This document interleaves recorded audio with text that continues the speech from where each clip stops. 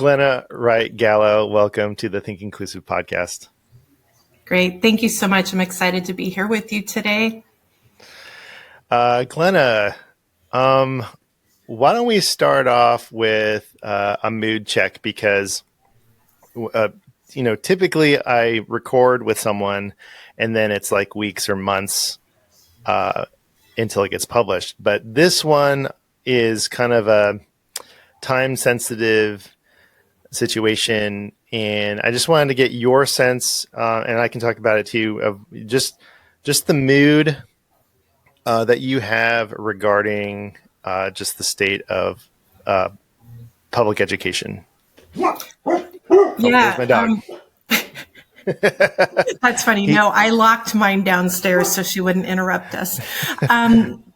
I'm very, very concerned. I'm somebody, I just recently spent 18 months at the Department of Ed in my previous role. But before that, I spent, let me think, almost 20 years at two different state educational agencies after working in classrooms and in local school districts.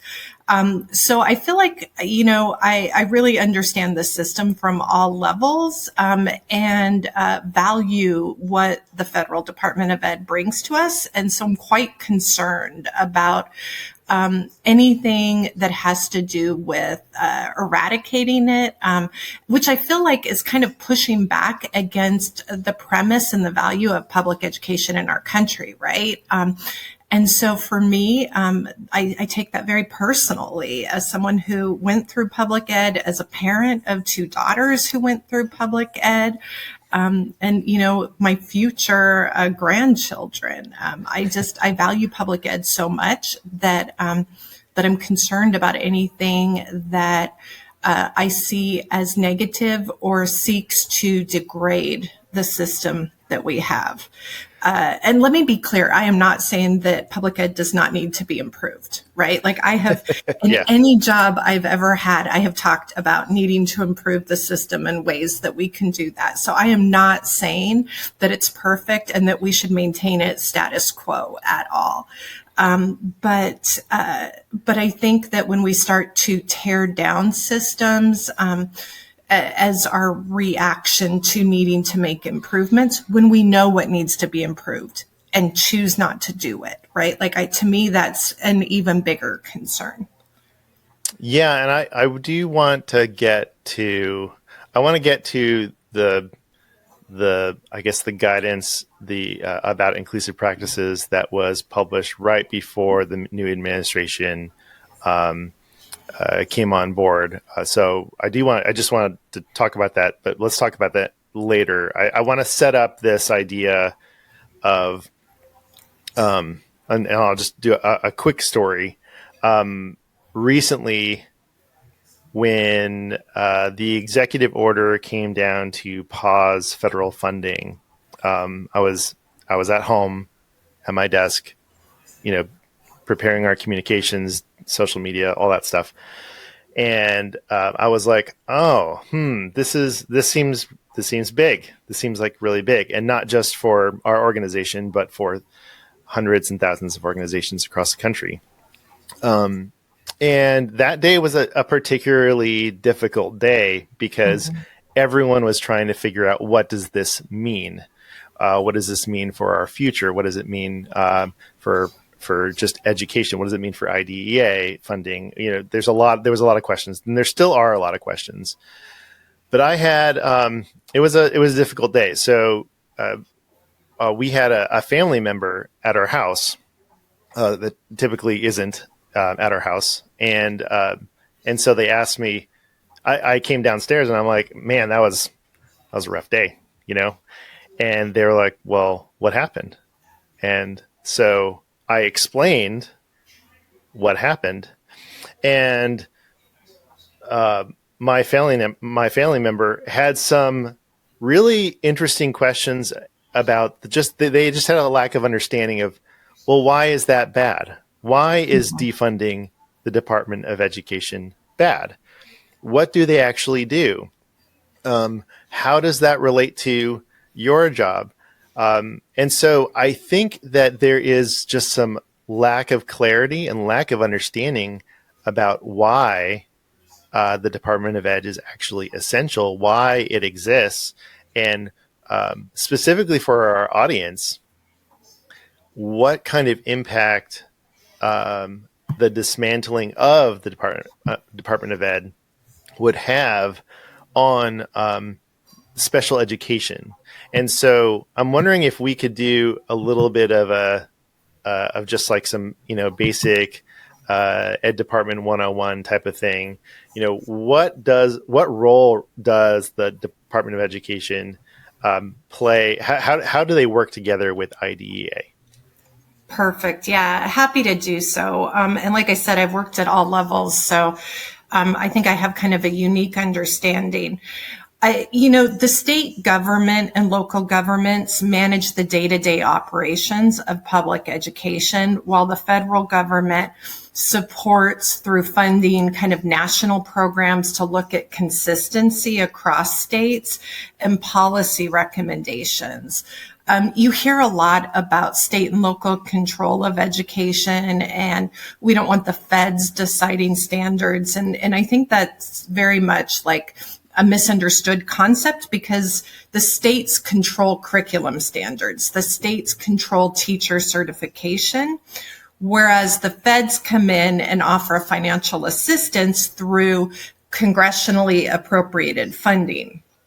The federal government focuses on providing that supplementary support and coordination, such as services to vulnerable populations like children with disabilities. I also think that people forget that state governments, establish academic standards. They determine graduation requirements. They fund schools through local tax and state tax mechanisms. They develop the educational policies for their schools and implement assessment systems to evaluate school performance and maintain quality of education.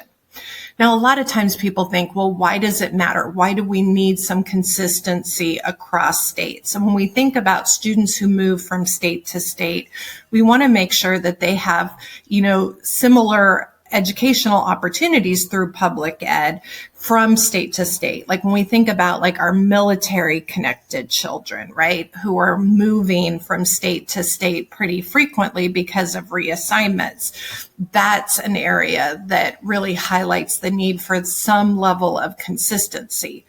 But again, those day-to-day decisions, those major policy decisions happen at the state and local levels. Now, the thing that the federal government does, though, in addition to allocating those congressionally appropriated funds, is it provides an opportunity to monitor, right? So IDEA is a federal law that specifies the requirements for how special ed has to be delivered and the procedural safeguards or the parents' rights that are included within that. The states and districts are responsible for meeting those requirements and develop their own rules and policies to do so, but the federal government through ed monitors the implementation. So make sure that they're meeting those requirements. And when they're not, it provides technical assistance and support and resources to help them improve and to help them get there. So all of that, I think, kind of shows that dual system where the federal government provides kind of that oversight area, helps support consistency and ensures adequate implementation of IDEA, but isn't identifying the specific actions that happen within each state. I mean, the other thing that the federal government does is it uses those funds that have been allocated by Congress to address areas of need that happen across the nation. So like one thing that comes up that's like top of mind that we've done a lot of work on recently is around the critical shortage of special ed personnel and providers. And so federal funds and federal action has been taken to increase and to really improve and expand preparation programs to bring in people who can be trained to provide those services. if that went away, we would see that shortage even, grow. We know that funds are allocated to states, to districts, to nonprofits for evidence-based research and innovative ideas, technical assistance centers, and then parent training and information centers to help parents. So those are all kind of a couple of things that the department does, but it doesn't usurp the role and the responsibility of states. And that's where people seem to get really confused with this, is they think that the feds are setting all of those requirements and are dictating things to the state, whereas that dictation is only around the legal requirements. What would happen if all of those functions of the Department of Ed, specifically or ED? I just recently realized that I was giving the acronym incorrectly. It's not DOE, it's ED. So I'm just right. Otherwise, it's Department of Energy. Yeah, right. Yeah, but I know. I just recently learned that when I went there. So, what practically would happen though if those functions moved somewhere else? Because I think the argument for those who are pro, well, let's get rid of the Department of Education, is, well, all of that stuff can still happen. It just can happen underneath another umbrella. Like, what would be gained or lost if that actually happened? Yeah. So I've thought about that a lot. I talked about kind of the role of the federal Department of Education. And so let's think about, like, if we were to kind of piecemeal it out into different departments, right? The Department of Labor, the Department of Health and Human Services. We're starting to fragmentize those responsibilities that are education in nature and putting them out over separate systems. And when we think about all of the work that's been done around implementation of IDEA, which is turning 50 this year, right? Mm-hmm. And when we had the reauthorization of the Elementary and Secondary Education Act, it included additional protections for children with disabilities. We have the Americans with Disabilities Act that OCR, had some responsibility or had responsibility to enforce as well. And then the title program. So we have all of these different laws that are the oversight is the responsibility of the department. And if we start piecemealing those out, we're going to see kind of fragmentation of the responsibilities. And so those laws have all served to say, children with disabilities and other vulnerable populations are entitled to the same educational opportunities that all students are entitled to in the United States. And so when we start to piecemeal those out and start saying, okay, well, this part should be labor and this part should be health, we're going to start seeing a denigration of that integration. We're going to see a separation from general education standards. Special ed is currently integrated within the general ed framework to ensure that children with disabilities receive that same quality of education. So moving oversight to a different department could result in a disconnect from those general ed standards, resulting in inconsistent educational experiences for students with disabilities. We also could see a creation of a siloed system. Right? It's really hard to create large systems that are integrated when you put them across different departments. And that's something that we're all aware of, right? The first thing that people tend to want to do when they take a new role or a new leadership role is to reorganize. And evidence and research has shown that that's not as effective as other actions that you could take. So one of the goals of modern education is to create this inclusive environment where all students, regardless of their abilities, can learn together. So moving special education oversight out of ed could lead to a more siloed system where we treat special ed as that separate entity. This could reverse progress made towards inclusive education and hinder social and academic progress and integration of children with disabilities. right? And when we think about the fact that IDA, like I said, is turning 50, like this could set us back to the beginning where we were fighting for access of children with disabilities into schools. And so moving it outside of ed, it could be sending that message that that's okay, that they're not entitled to education. Loss of coordinated support. So I talked about separation from general standards. It could be creation of a siloed system, but now we don't have one entity that's pulling all of that together. You referenced the inclusive practices guidance that came out under the Biden-Harris administration in January of 2025. The big point of that was not just that we were looking at evidence-based practices that supported children with disabilities, but it pointed out that the requirements under IDEA and Elementary and Secondary Education Act were coordinated, and it showed coordination between OSERS, the Office of Special Education Programs, and the Office of Elementary and Secondary Ed, which we have not seen historically a lot of. That was major steps of progress, coordinating that guidance, coordinating those efforts moving forward. That could lead to gaps, right, in services and support. We could see an impact on policy and funding. Ed plays a crucial role in implementing policies and providing funding for special ed programs.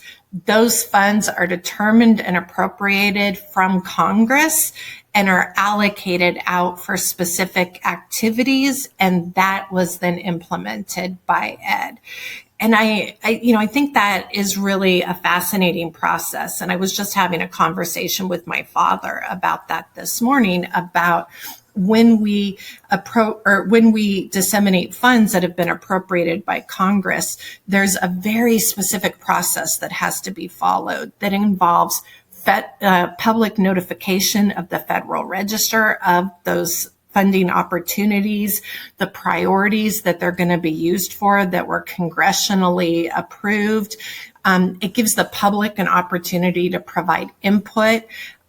We take that input and then go back and examine what we said we were going to do and make changes generally based on that input. Then we put it out for anyone to apply. And then we bring in impartial experts to review the applications and recommend who gets funded, right? So it's a very specific process with lots of oversight and public notification and involvement. And when we start moving that around or saying that that process doesn't matter, when we have already said the funds can be used and Congress put them out for that purpose, like that sets a very interruptive precedence that would have long-term impact on policy and funding. It could reduce the effectiveness of special ed programs and services by interrupting the work that has already been agreed upon and identified. And then, we talked about the inclusive practices. So I know we'll get into that more, but I also think that it's really important that when we think about the education of children with disabilities, to recognize that in the United States, 1 in 4 adults has a disability. And I think that statistic, when we talk about the fact that that's 25% of the US adult population, really highlights that significant impact that dismantling the department could have on a large portion of the population. Like removal of federal oversight and support could lead to, like I said, a fragmented and less effective education system that could ultimately have a negative impact on the quality of life and opportunities for millions of people with disabilities. Ensuring that everyone has the necessary support and resources for public education is key to our, society.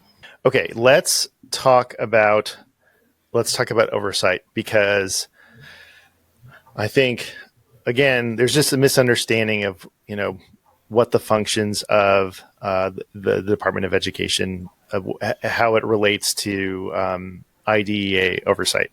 And so help our listeners understand what kind of oversight and accountability, if that's the right word, that the federal government has on states.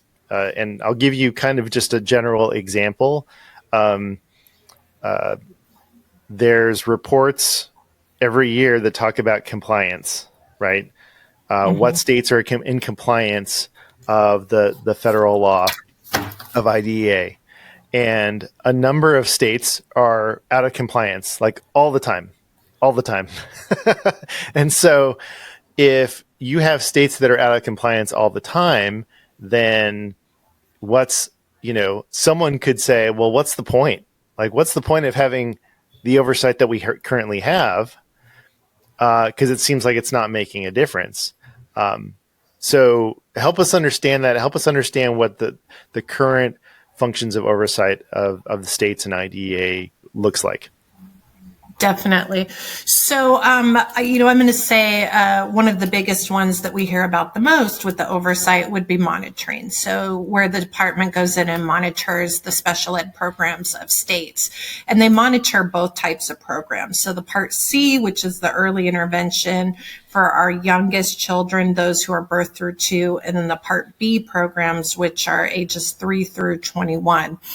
And so they go in and they look at what are the legal requirements under IDEA, are states following those, and if not, what is needed to get them into compliance with that.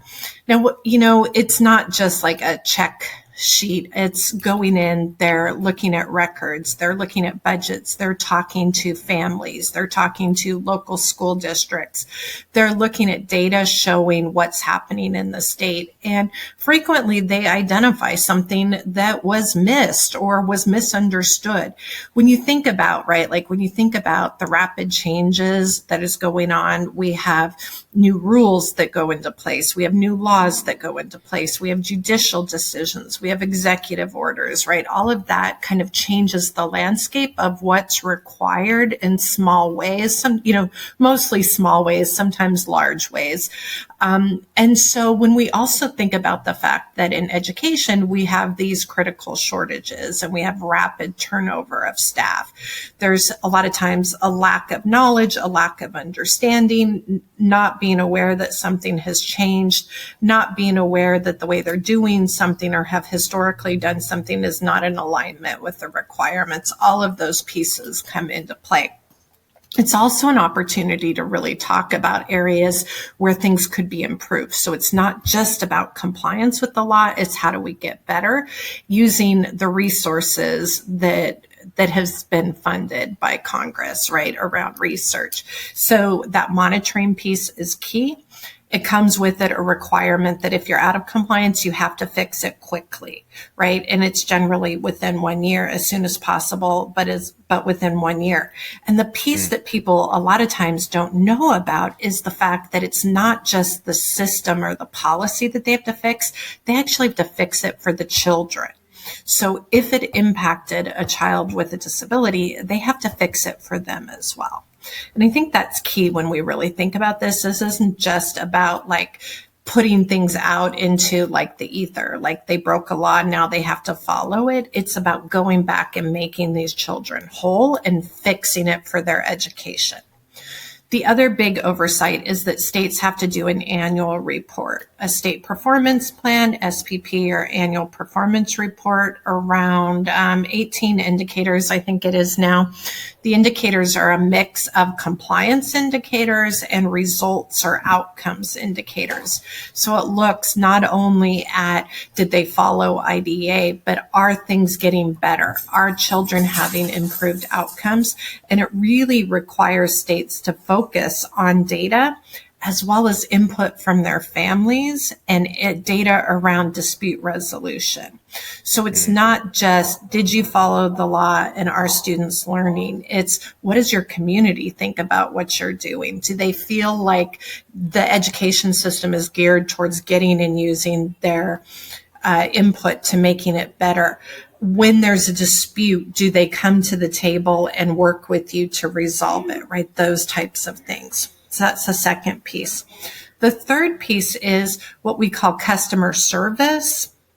And it's that every state has people assigned to them in the department who help them address issues. So they're taking calls from concerned constituents in the state. They're answering questions from the state and local education agencies or policymakers. They're sharing information and resources. We have millions of dollars that go out to technical assistance centers to help improve outcomes, to improve compliance, to work on dispute resolution, to train parents, and they're helping people access and identify those resources. So that's, I think that's like the quick, easy part of the official kind of formal monitoring system. Now, the part that is also there is that people write into the department. So I would get emails, I would get calls from family members, from states, from legislatures saying, this is what's going on. What can you tell us about the resources that are out there? How can we change this? And there are things that we know about that we could provide information. You know, I had a parent who was very concerned about the way dispute resolution was implemented in their state. We were able to have conversations about here's what IDEA allows, here's what's happening in your state. It's not contrary to IDEA. But if you disagree with this, here are your options, right? Go to your congressional delegation, have these conversations. So it really provides information in a way that allows people to get more involved in their federal government and their local government by providing those resources. And there's a level of expertise that is available for those things to happen. And so yes. I'm imagining that with the dissolvement of the education department, it's very possible you're not going to have that kind of expertise where families will be able to actually reach out and get some answers. I'm thinking about even, dear colleague letters, any sort of guidance to states on how to improve special education services, that would be largely, quote unquote, given back to the states. And in my opinion, and a lot of people's opinions, the states they don't do that great of a job monitoring themselves. So I'm not going to go down that road as a former state person, as someone who designed a state monitoring. I'm going to say this, right? Uh-huh. It's super easy when you're really close to something, when you feel very passionate about it, to think that what you're doing is the right thing and to kind of go down, to get blinders on and say, this is what needs to happen. And we all need to be held accountable. We all need to have, public input and people saying, what about this? Did you think about this? Right. And so having those different levels of systems and oversight create that ability to that continuous improvement ability of what are we doing? Is it the right thing? Do we need to course correct? Now that happens at every level, right? And it's kind of about being critical thought partners in addition to the monitoring and that general level of oversight.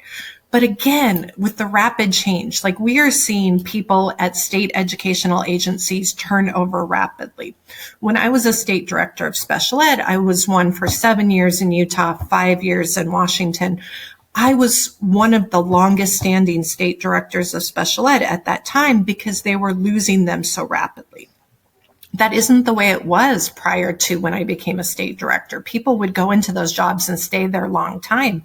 Now you're seeing people 1 to 3 years, right? Mm-hmm. And so when you see staff turn over that rapidly, you're losing that historical knowledge, right, of someone understanding why decisions have been made, what went into them, when they might need to be revisited.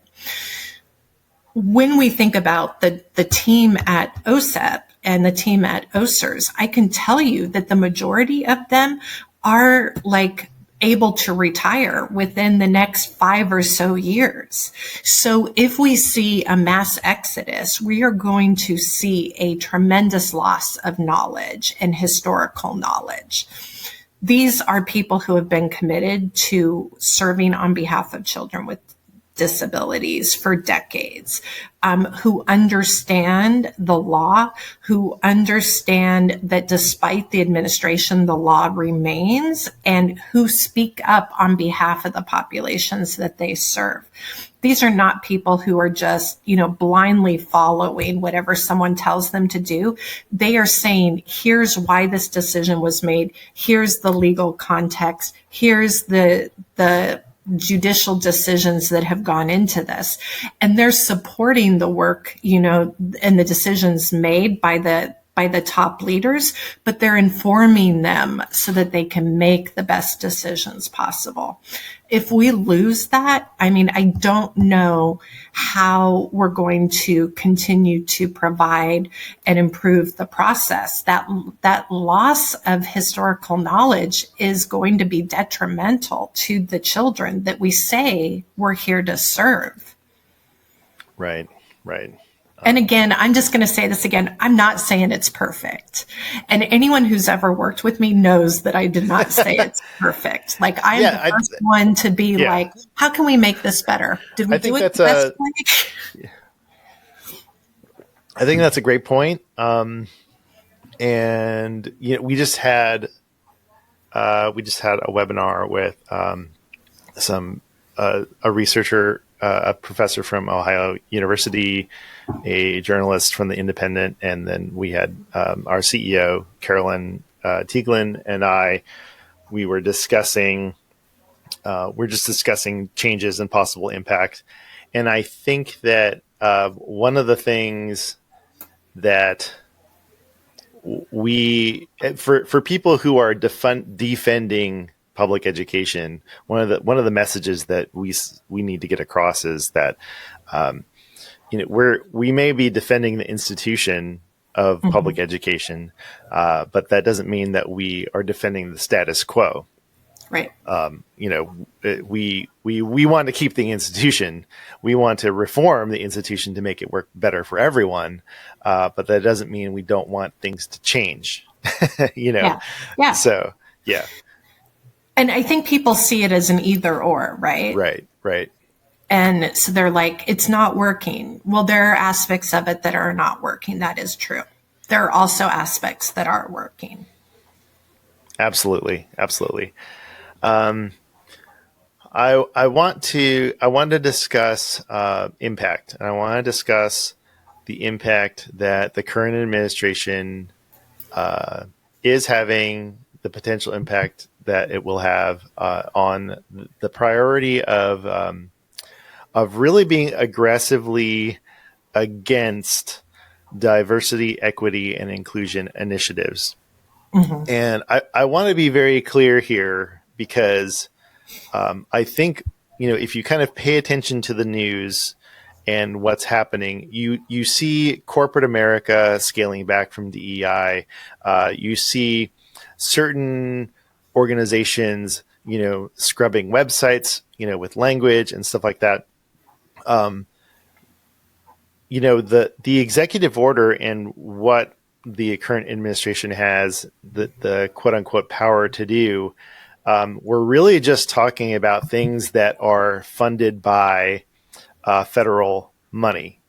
And so that would include, parts of public education and, federal pass-through dollars that get sent to states, and then the states decide on, how they are going to use that money for grants or whatever. And so I think there's some confusion with what this actually means, this aggressive rooting out of DEI initiatives, and then also this idea of rooting out radical indoctrination. And if you want to read the executive order, you can. It's on the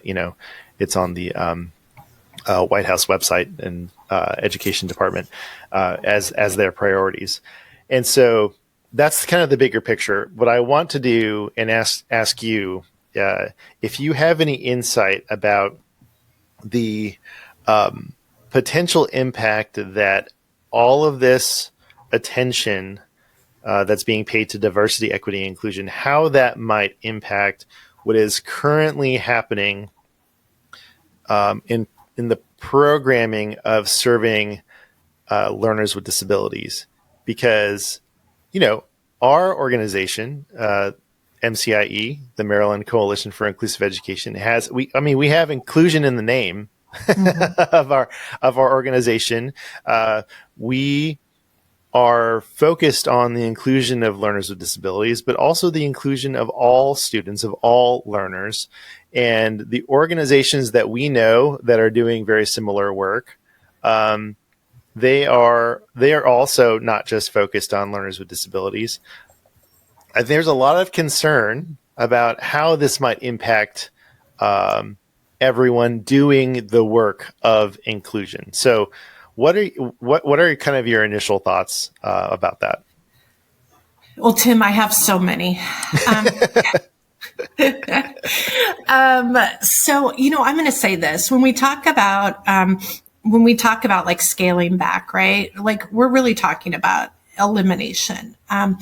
And so I think back, like, okay, so we're saying that we're against diversity, equity, and inclusion. And so then I think, okay, what does that mean? Like, if we're against diversity, that means we're for segregation. If we're against equity, we're for inequity. And if we're against inclusion, we're for exclusion, right? Like that doesn't make sense to me. It doesn't make sense to me with the morals that I feel as a human being. It doesn't make sense to me with our Constitution. It doesn't make sense to me with our laws for public education and IDEA.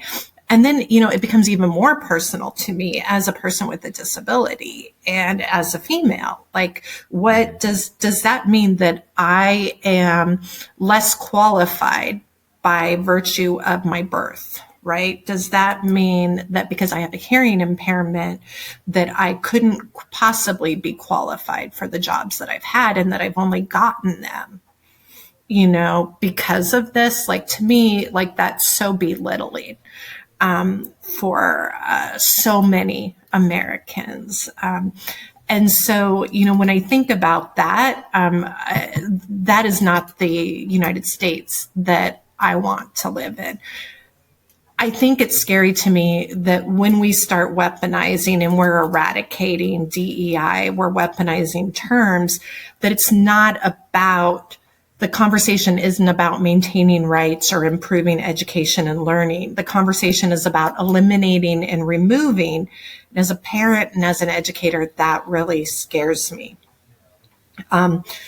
When I think about inclusion and I think about a lot of times like inclusive practices, what is it that needs to be put in place that allows everybody access and to learn and to, make progress? And so when I think about exclusionary practices, that's going to lead to increased discrimination and reduced opportunities. And luckily for us, special education and disability advocates, this has been, historically a grassroots opportunity where they have said the status quo is not okay. Our children not only deserve access, they deserve the same opportunities. Our history has demonstrated a need for federal oversight to address those inequities. And that federal involvement has been crucial in making sure that children with disabilities receive the support and the resources that they need to be successful. And so when we start removing things and weaponizing terms, we see, I think, an immediate negative impact. Like, I'm going to say the first one I've seen is we have seen reduced use and access to ASL interpreters. in our news media. We're not seeing when the White House, is releasing information. We don't see that it goes out in a ways that is accessible by all of the population. When we're using only certain sites, such as X, to disseminate information, right? We're excluding people. So, when we say we're going to eliminate things and then we start to take concrete actions to remove access to certain groups of people who we have, deemed unworthy of accessing the information, that's how it feels as a person with a disability, that someone has made that choice for me. That is incredibly problematic. I don't know. How do you feel about it? This is all about me, and I know you're interviewing me, but I'm curious, Tim.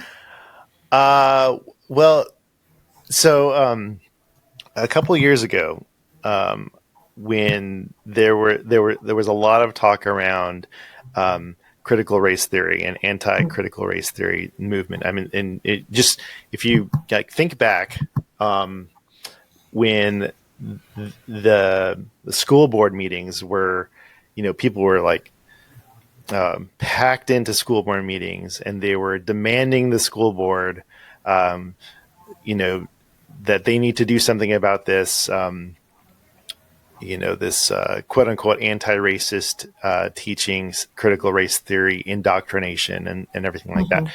I live in Georgia. So I work for MCIE, which is in Maryland, but I work remotely from the Atlanta metro area in Georgia.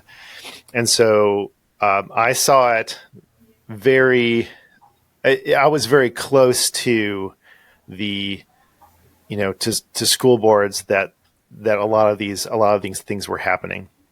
And so I tell this story. This was a couple of years ago. I did this podcast episode about what inclusionists need to know about the anti-CRT movement.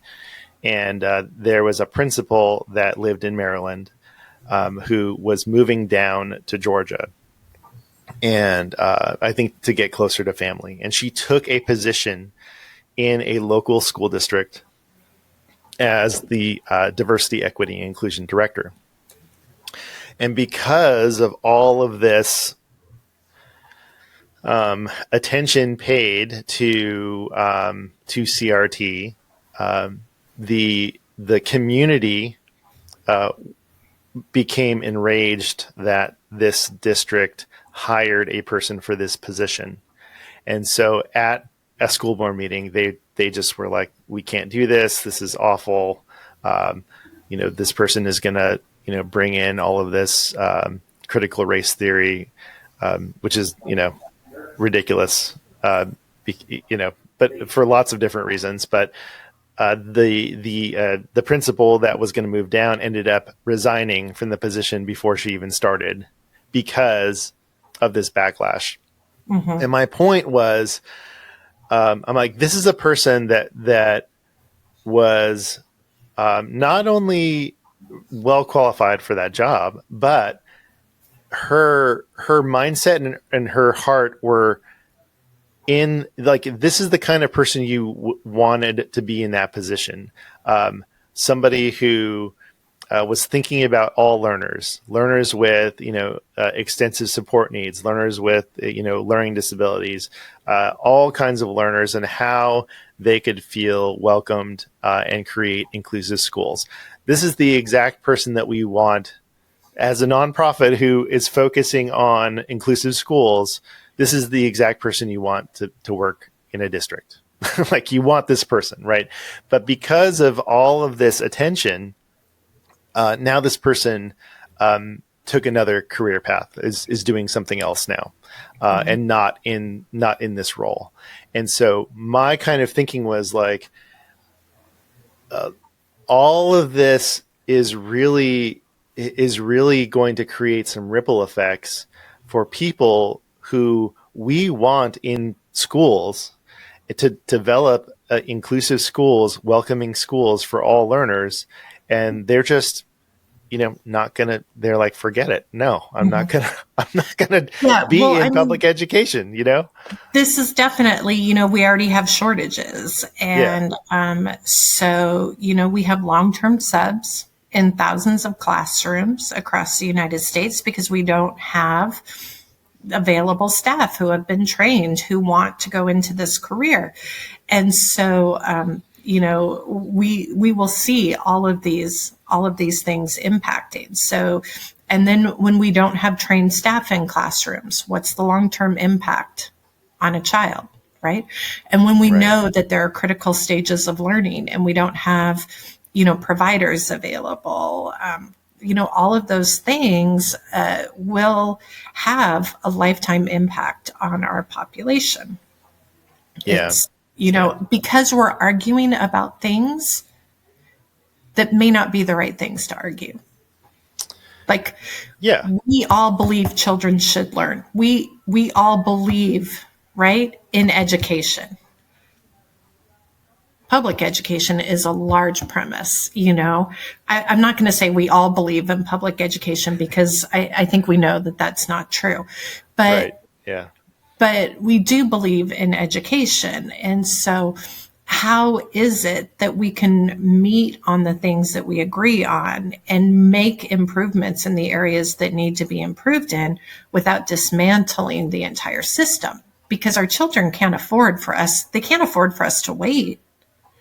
I mean, Yeah. when I talk Yeah. to leaders, that's a conversation I have. Like, do your actions reflect your values? If you say you're improving and that improvements are needed, are you making those changes? If you have the research showing you that something is more effective than something that you're doing, are you switching? Like, it's not about maintaining status quo because it's comfortable. It's about doing what's best for the children that we serve. And that's why we went into this field, right? That's why you and I are here, is because we care about this. Right. Yeah. We care. We care about providing a good public education system for all Mhm. learners. Something And I'm going to else that. say every parent cares, right? Every parent Oh cares about yeah. their children. I mean, there's so many people that benefit, from a robust and good public education system. No matter where you live in the United States. Something that just popped into my head when you were talking about change, because something that we think about a lot at MCIE is systems change, Mhm. and so if you're listening and you're going, well, where are you going with this, Tim? Like, there's this whole science around implementation. There's all this research and science about how you change systems, right? Mhm. And it's not necessarily funny, but it is interesting to think about. Um, when new administrations come and they make changes, um, that's that is expected. But when you make changes so fast and without any input from anybody, from the Mhm. stakeholders, it causes chaos and confusion, and just a lot. There's a lot of trauma going on everywhere, not only in education but just across the whole spectrum. When you look at the federal government, and so I've been reflecting and going, like, we actually know how to change systems. There's plenty of research and books and knowledge out there. So if somebody was really concerned about changing a system effectively, they they have the resources to do it. So that makes me feel like maybe they don't want to change the system. Maybe they just want to break the system. And that may or may not make it into this podcast because it is a little bit inflammatory. So I'm Right. just going to make a mental note of that. But I I think that any person that is observing what's going on right now can see that things are breaking as opposed to changing. Does that make Mhm. sense? Yeah. Yeah. I'm a little bit of a Pollyanna. So I'm going to say that I think I think that sometimes we can be very arrogant and we think that we know the right thing to do and that we don't need to pay attention to what others have said, right? Because in my experience, this happened. And so therefore, this must be the experience of everyone. And so, this may not make it into the podcast either, but a conversation that I have with my husband is he'll say, well, if just this happened, if they would just do this about a situation. And I'd say, really, is that it? Really? You think nobody was like, let's just do that. And and if it would fix the system, right? They're choosing to not do it. And it's because systems are so complex, right? But that doesn't mean we don't do things, right? And right. I am frequently the first one to say, we know what works. Right? One of the things that I talk about publicly all of the time is that we have research that shows that children who are the most vulnerable need educators with the most content experts. And that is not what happens in special ed in the majority of systems, right? And so by saying that, I am not denigrating the work done by paraeducators or something, but I am saying that the research hasn't shown that they need teachers with the most content expertise. And yet we do not make funding decisions. We do not make staffing decisions that is in alignment with that research. Right. And so I think that it's a combination of, I don't know the research. I don't have time to look at the research. I don't have time to think about what the research says. I'm worried about not having the funding that I need to implement the research, or people are against what I'm trying to do. And so there's all of those opposing forces that are coming in that we have to push back against. But pushing back against is the right work, not just saying, I don't believe in any of this, so I'm just going to do whatever I want to do, right? and destroy the system. Me, that's like temper tantruming. Yeah, and I think that actually is a very nonpartisan idea. This idea that you have the ability to push back against something that you disagree with. I think that is what makes our country great, because we have the freedom to push back against those things. So. Yes. We have the structure, we have the checks and balances in place with the executive system, the judicial system, and in Congress, the legislative system. And so, all of those things, there are layers that were put into place to support everyone and to make sure that we had those checks and balances. And so, why are we abandoning those? Yes, exactly. Okay, let's get a little wonky. Is that okay? Right. About funding? Wonky. Because I think there's also some misunderstanding about what it means when we talk about funding for IDEA. So there are formula grants, and then there are discretionary grants. Is that right? That is or right. Funding. Sorry, just it's all the same thing. So so help me understand. Help our listeners understand when we're talking about federal money that goes to the states for IDEA. What's the difference between formula and discretionary? And then we can kind of get into what each of those things do. Perfect. So, yes. So, with the IDA allocation that comes from Congress, we see formula, we see discretionary, and so the formula is based on actually in statute in IDA, it talks about how to calculate the amount of IDA funding that goes directly to states. And it's a mixture of data, mostly historical data, really old data. I'm not going to lie, right? It's back there a bit.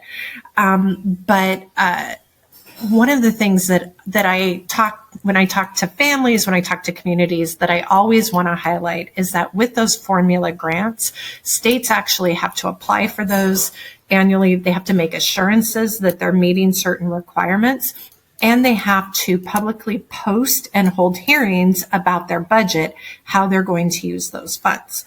So like a set amount goes to the state.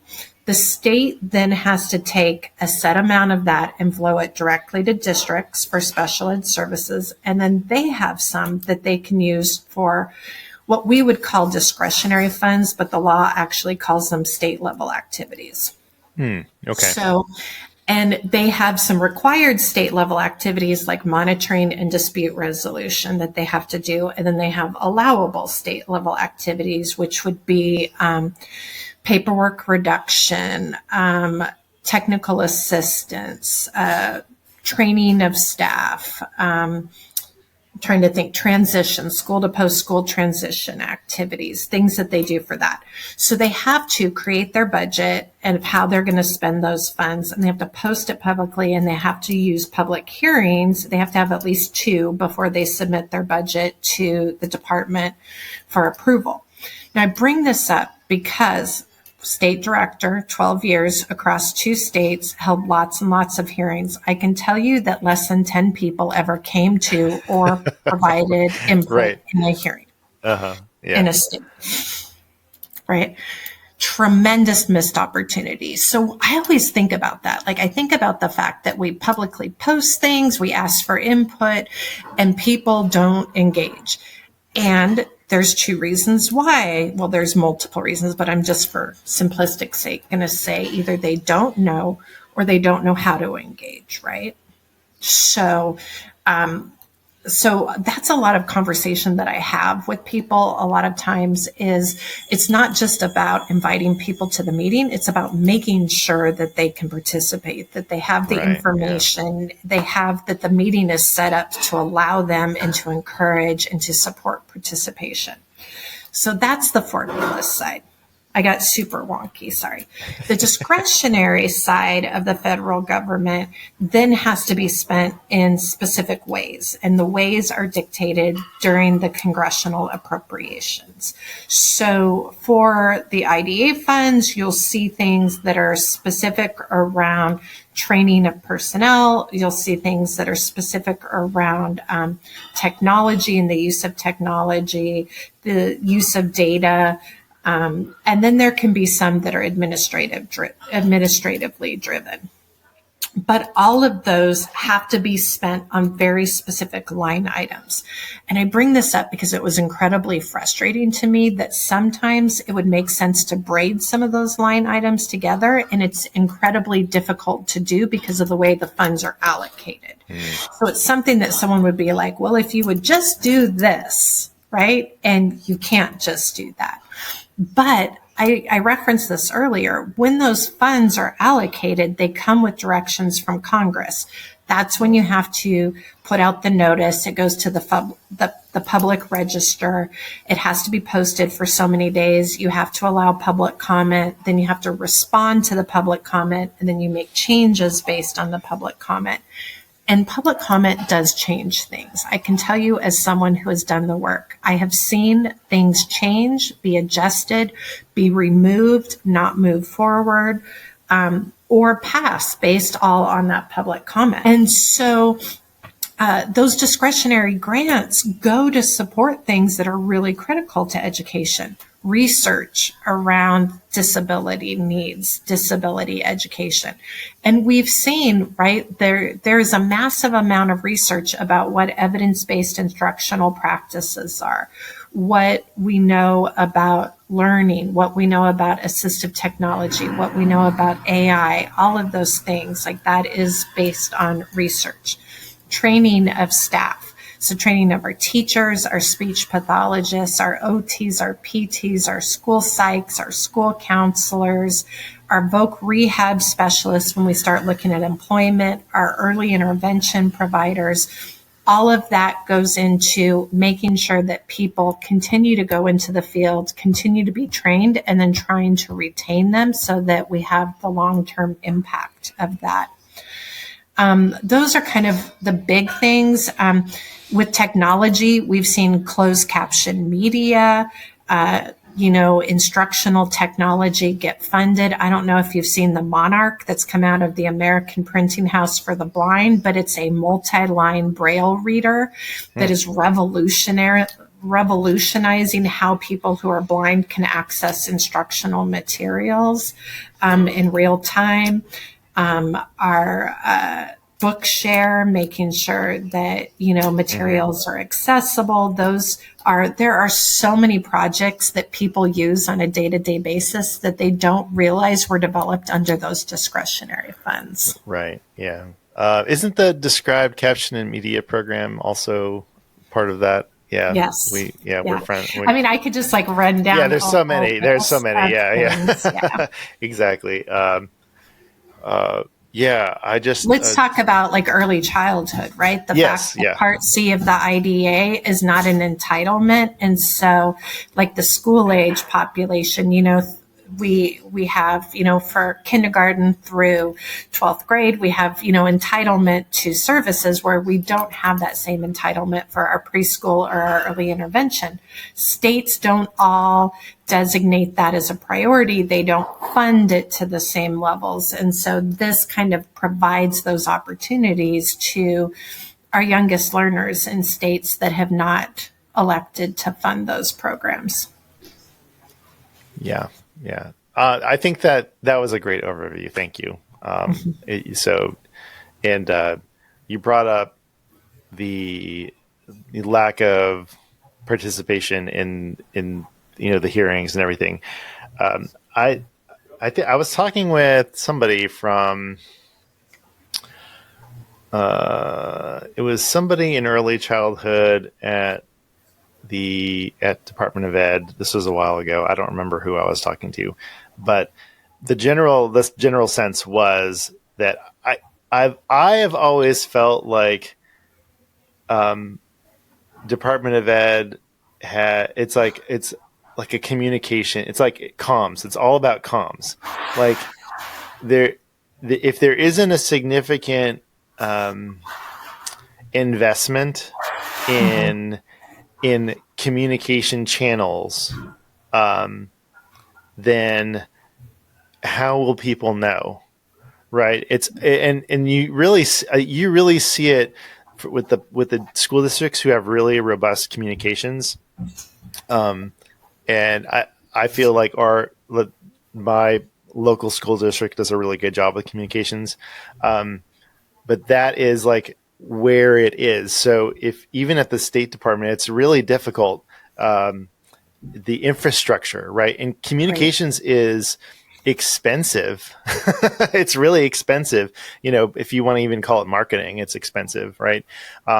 Especially when you just don't have, you don't put it in the budget or it's not a priority, so that's just something that I've always thought. And yeah, I don't know if that makes any sense. I think about it slightly different, right? I think there's so much information available to us that there's this information overload. And then we don't always have the time to think through the long-term impact or why something may matter to us unless it's flagged for us, right? So, I mean, I was thinking about that just in reading the news today, and somebody had posted that Google searches of certain topics went through the roof and are outnumbering, political Google searches are outnumbering searches about the Super Bowl, right? And wow. So when you think about that, right, it's because something has caught their attention and they're oh wait, I need to know more about this. And so how is it that we get this information that's necessary, that's impactful to people in a way that lets them know it's important to them, that lets them know the long-term impact without steering them towards a decision, right? Mm-hmm. So how do we provide the information in a neutral manner that allows them to recognize the impact to them? And I do worry about that. I worry that the slant, right, that is given to everything now remove some of that opportunity for us to process it, right? And the neutrality of information. Yeah. Yeah. So I'd I like say that to, as a special ed person and not as a communications major. well, I am an accidental communications person. So, I agree. I agree. I want to wrap up our conversation. I think we've gotten a lot of really good information. Um, I would like to know if you see any reason for hope. And then, so hope, and then some practical steps that educators can do, that they feel like they need to do something. So, yeah, I don't Right. know if you have any ideas. So, do you have any reason for hope? Let's start there. You know what? I do. I'm incredibly worried. I'm watching things. I'm exercising, my rights as a citizen to provide input. But I will say this, like education and services to children with disabilities has historically been a bipartisan issue. I also know in everything that I'm reading that the majority of Americans oppose plans to eliminate the U.S. Department of Education and recognize that every child deserves and has rights to public education and, if eligible, to special ed services. I also know that families and advocates and grassroots organizations have played and will continue to play a crucial role in addressing the dismantling and elimination of protections for people with disabilities. They have been successful historically in adding these protections and identifying gaps in services and advocating for them and getting them. And so, for me, the hope is in our public and collective voice, and speaking out for what we know is right and what we know is just. I think about this, I started off as a special educator, and I always say, like, once a special ed teacher, always a special ed teacher. But part of the professional standards around special ed teachers are that we have to uphold professional principles and advocate on behalf of the children we serve. And I think that, as a profession, this is even more meaningful now. But knowing that we are all touched, that we all love and know someone who has a disability. Remember, 1 in 4, right? Like, this is even more important for us to speak out. And we've made it so easy to speak out with technology, like the fact that you can easily look up who your representatives are. You can easily contact them, whether it's by phone, by mail, by email. You can go in person, right? There's all of these things. But I would say now is not the time to be silent. I'm the parent of 2 young adults. And one of the things that I've been kind of pondering about this last week or two is the outcry that I saw when TikTok went away. Mm-hmm. And I think, people came out of the woodworks to voice their displeasure with the fact that this app went down for 12 hours or something. Are we going to do the same thing to protect public education? Like, what is more important to us? And so, yes, I'm very hopeful, and I'm also very realistic that this is not the time to stand by and think somebody else will do it. This is the time where we have to say, this is what matters to us. It's bipartisan. This is not about political affiliation. This is about what I want for my children, my grandchildren, for what I want for my communities. And education has always been under state and local control. That is not changing. But we can't say that they are the end all be all. We have to have some safeguards in place. We have to say there is more oversight, there is more coordination, because when we didn't have that, we had gaps in services. Absolutely. Any practical steps for people who want to do something, who don't want to stay silent? So, you know what? I am contacting my elected representatives, those at the congressional level, and I am voicing what I believe in, what I am asking them to do. I am thanking them when they do something that I agree upon. I am telling them when I disagree. I think this is what it comes down to, and having conversations with our friends and our families and our neighbors about why things are important. You know, a lot of times we do not want to go into those conversations because we feel ill-equipped or we feel uncomfortable. Yeah, this is not a time where we can feel ill-equipped or comfortable. We need to look, we need to research, we need to have those conversations.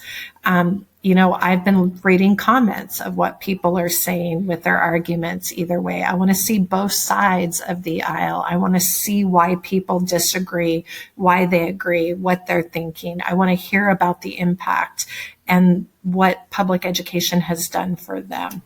And I also want to remember that just because something was my experience, that does not mean it's the experience of everyone else, right? That we all have, like when you think about it, like so many of us have lived experiences with public education. And I have to remember that what happened to me is not what happened to someone else always, but that doesn't discount either of our experiences. Again, we're not perfect. We have improvements to make. But why are we only talking about the gaps? Why are we not also talking about the successes? And how do we leverage those successes?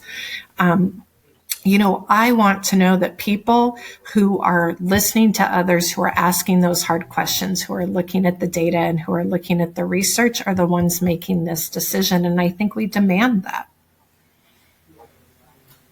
Thank you for that. And I am hopeful. As much as I know that this is these are, uncertain times. It's kind of a cliche at this point, but, that people are speaking up, people are engaged. And so I am hopeful about that. Let's end on a fun note. How about that? Okay. So I've got this segment called a mystery question. I have a stack of cards, and I will pick one, and then you and I will answer it together. Does that sound fun? Maybe. I don't know that I would use the word fun, but yes, I'm into. It's fun for me. All right, here we go. This is kind of a serious one, but let's just go with it. Okay. What is the main thing that influences your decisions? Now, you can take it seriously or not. Let's see if I can get it. What is the main thing that influences your decisions? However you want to go. Do you have something?